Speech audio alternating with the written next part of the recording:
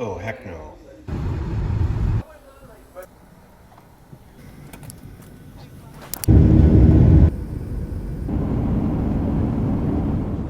It's pretty depressing where I was. Big fish, but you gotta really simp for them. So, I came here to Florida. Well, let's see what's gonna happen. It's been a year. Oh, first cast.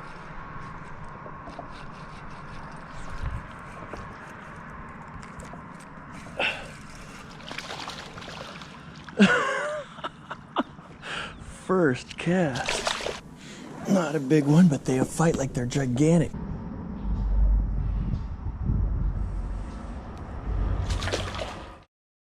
So I am not an expert, by any stretch, at catching exotic species in southern Florida.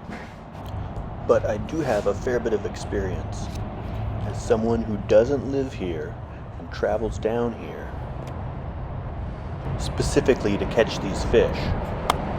And as such, I may be able to offer some tips for those who are interested in doing the same thing.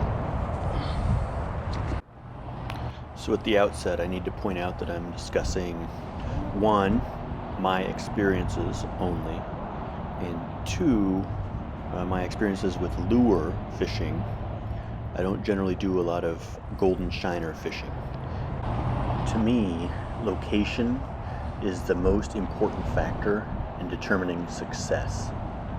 Now, almost all the canals in southern Florida will have peacock bass. But peacock bass prefer, for lack of a better term, what I'm going to call shade. That is, they want to be under something and or by something. By this I mean under a bridge, inside a culvert, by a culvert, by the intersection of two canals, under the weed line, under the bank, undercut in the bank, and we'll come back to that.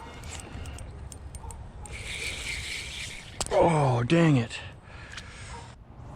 Now, I believe it's just as important, at least as important, that you throw your lure parallel to the structure you're fishing and not at the structure you're fishing, to maximize the time that the lure is in the strike zone of the bass, which is up underneath some structure.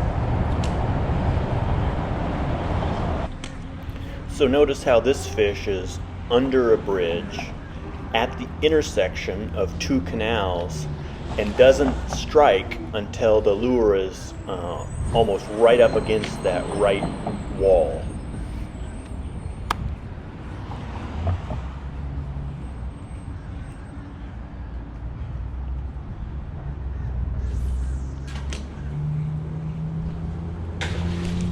Oh, yes. Sick.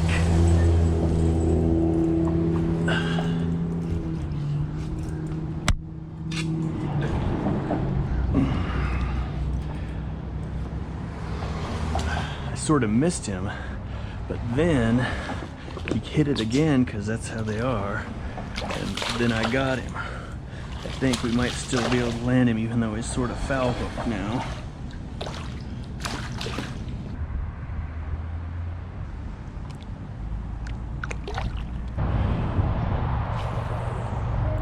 So here I'm fishing parallel to the weed line right before a bridge.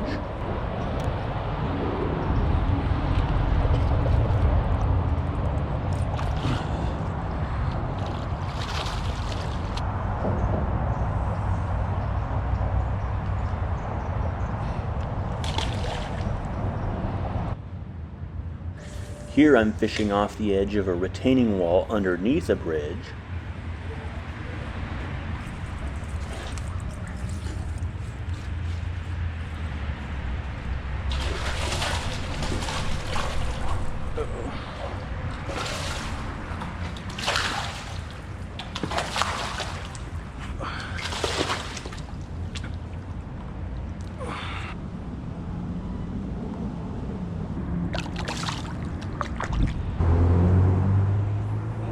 Here I'm fishing parallel to the weed line right behind or after a bridge.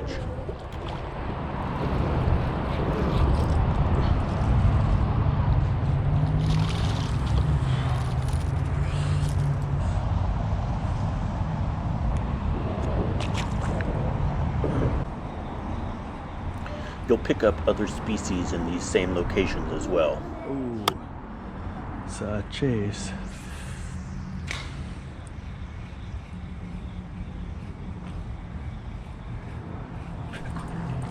Ooh, a snook.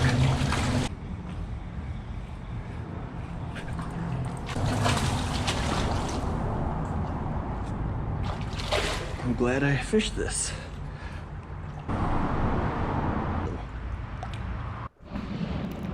Tip 2, fish fast. So this tip applies to my style of fishing, that is lure fishing. It probably does not apply to live bait or bed fishing. I use a jerk bait, but many people also use a rattle trap. My recommendation is to fish whatever it is that you're fishing faster than you think you should. I fish my lure to a speed just below the speed at which it would malfunction.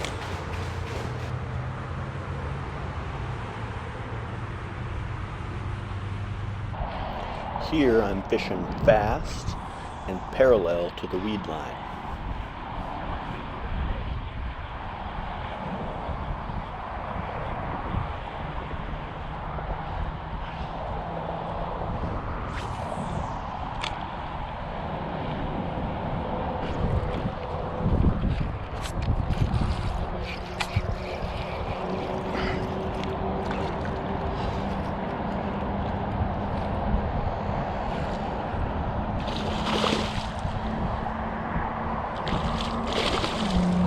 Well, now that's a big fish.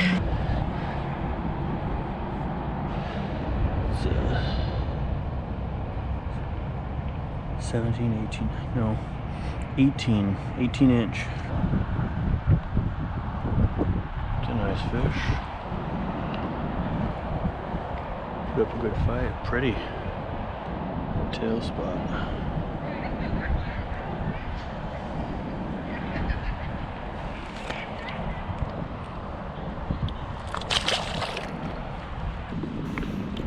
Tip number 3, check the wind. In the winter, there's a good chance it's going to be sunny in Florida. But check the wind forecast, because the wind can wreck your trip.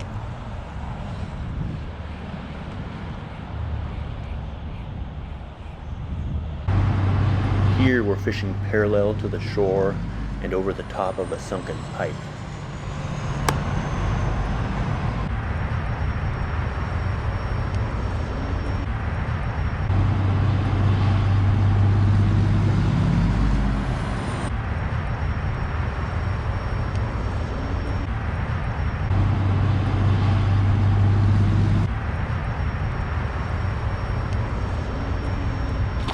Oh, he's a jumper.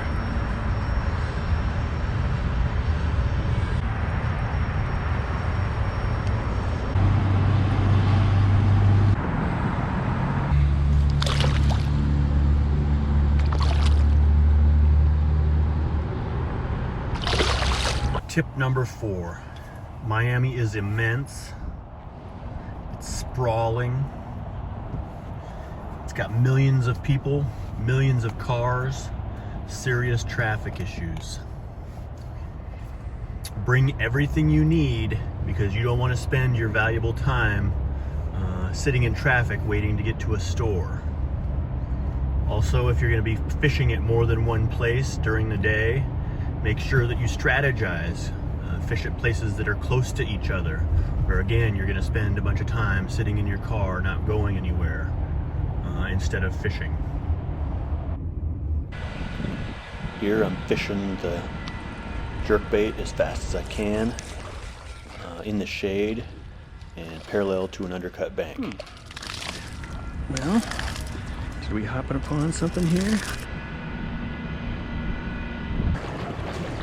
Here I'm fishing under a bridge and parallel to an undercut bank also under the bridge.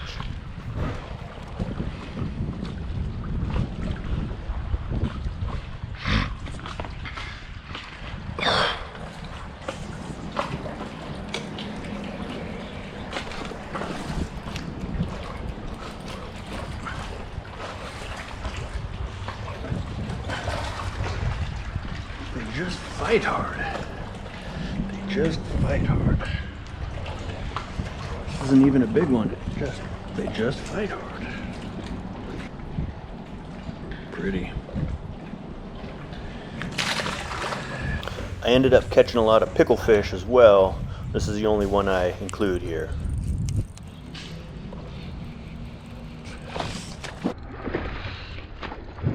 Well, that's a bigger bass. That's a largemouth. He's a larger largemouth.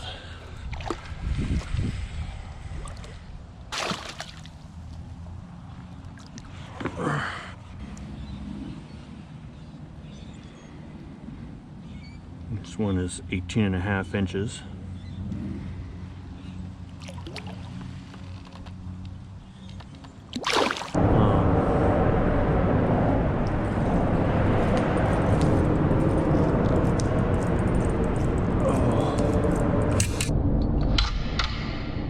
Oh, dang it. That was a big one.